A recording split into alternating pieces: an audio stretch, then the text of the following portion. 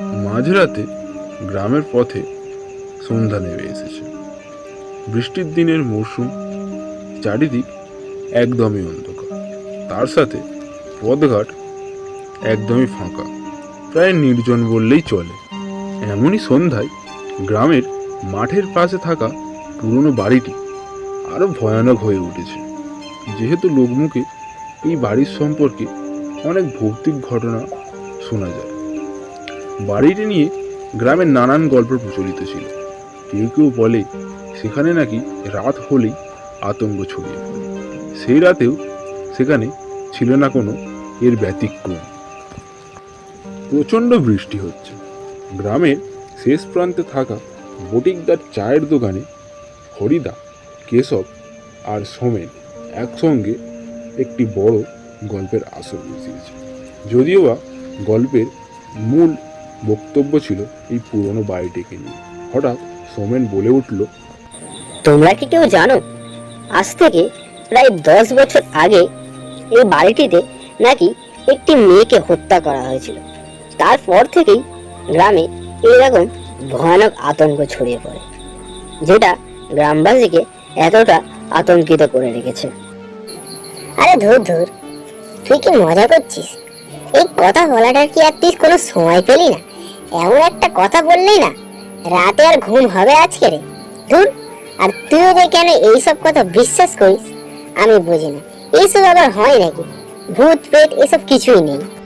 এই প্রসঙ্গ নিয়ে যেহেতু কথা উঠেছে, চল তাহলে আমার সাথে একবার গিয়ে দেখে আসি সত্যি কি কিছু আছে ওখানে। যদি থেকে থাকে তাহলে অবশ্যই আমরা দেখতে পাবো। সিদ্ধান্ত হলো গভীর রাতে তিনজন মিলে সেই পুরনো বাড়িটিতে যাবে। গভীর রাতে তিনজনে ছাতা নিয়ে বেরিয়ে পড়ল। পথঘাট একদমই ফাঁকা। প্রচণ্ড বৃষ্টিতে রাস্তাঘাট একদমই কাদা হয়ে গিয়েছে। ঝোড়ো হাওয়াতে গাছপালাগুলি বিভৎসভাবে দুলছে। সব মিলিয়ে একটি ভয়ের বাতাবরণ তৈরি হয়েছে। চল তাহলে, বাড়ির সামনে তো এসেই গেছি, এবারে ভিতরে গিয়ে দেখা যাক। আজকে তোদের দুজনে তর্কের সমাপ্তি হয়ে যাবে, আর আজকের প্রমাণও হয়ে যাবে যে এই বাড়িতে সত্যি কিছু আছে কি না। হরিদা, বলছিলাম যে আমি না এখানেই থাকছি। আমার খুব ভয় করছে। যদি লোকমুখে প্রচলিত কথা সত্যি হয়ে যায়, যদি এই বাড়িটিতে কিছু থেকে থাকে, ওরে বাবা, না না, আমি এখানেই থাকছি, তোমরা ঘুরে এসো। হ্যাঁ হ্যাঁ হরিদা, এখানে আসা থেকে আমারও যেন কেমন গাটা ছমছম করছে। এই বৃষ্টির মরশুমে কি জানি কি না কি হয়।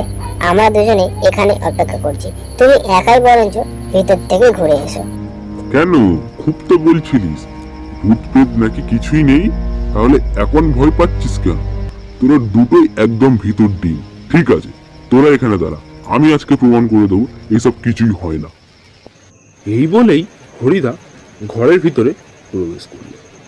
ঘরের ভিতরে ঢুকতেই হরিদা দেখল ঘরটা একদমই অন্ধকার। দেখেই মনে হচ্ছিল ঘরটা অনেক বছর ধরে ব্যবহার করা হয়নি। হঠাৎ হরিদা লক্ষ্য করল ঘরের বিছানার একটি পাশে একটি মোমবাতি জ্বলছে, ও তার ঠিক উল্টো দিকে একটু ওপরে জ্বলছে একটি পুরনো দিনের বাল্ব। হরিদা ভাবল, এই ঘরটিতে তো কেউ থাকে না, তাহলে এইসব জিনিসগুলো এখানে এলো কিভাবে? বিছানার সামনে দাঁড়িয়ে হরিদা এইসব জিনিসগুলো ভাবছে। হঠাৎই হরিদার পিছন থেকে একটি ছায়া মূর্তি চলে গেল। হরিদা তৎক্ষণাৎ আচমকাই পিছনে ঘুরে তাকালো, কিন্তু কোথাও কিছু নেই। হরিদা ভয় পেয়ে গেল। হঠাৎ হরিদা অনুভব করলো হরিদার ঠিক পিছনে একটি ছায়া মূর্তি আবির্ভূত হয়েছে, যেটা ধীরে ধীরে উপরের দিকে উঠছে এবং সে হরিদার কানের কাছে কিছু একটা বলছে। হরিদা একদমই স্তব্ধ। হঠাৎ সেই ছায়া মূর্তিটি হরিদার সামনে এলো। তোর খুব সাহস, তাই না রে? আজকে তুই দেখতে পাবি অতিরিক্ত সাহস দেখিয়ে ভুল কাজ করলে তার ফল কি হতে পারে। হরিদার সিরডারা বেয়ে অনবরত ঠান্ডা স্রোত নেমে চলেছে। তিনি ভয়ে কিছু করতে পারছেন না। চোখের সামনে এই সমস্ত ঘটনা ঘটতে দেখে তিনি একদমই নিস্তব্ধ হয়ে গেছেন। তিনি নড়তে পারছেন না, তিনি কিছু করতেও পারছেন না। হঠাৎ হরিদার প্রচন্ড জোরে একটি আর্তনাদ। কেশব, সুমিন, আমাকে বাঁচা, কে আমাকে মেরে ফেলবে, তোর আমাকে বাঁচা, আমাকে বাঁচা। অনেক সাহস, তাই না রে? মর, আমার হাতে মর। বাড়ির ভিতর থেকে এইরকম পৈশাচিক অট্টহাসি এবং হরিদার আর্তনাদ শুনে কেশব ও সোমেন প্রাণ বাঁচিয়ে নিজের বাড়ির দিকে পালিয়ে যায়। পরের দিন সকালে হরিদার মুন্ডু কাটা দেহটি জঙ্গলের ভিতরে একটি গাছে ঝুলন্ত অবস্থায় পাওয়া যায়। কেশব ও সোমেন নিজেকে কোনোদিনও ক্ষমা করতে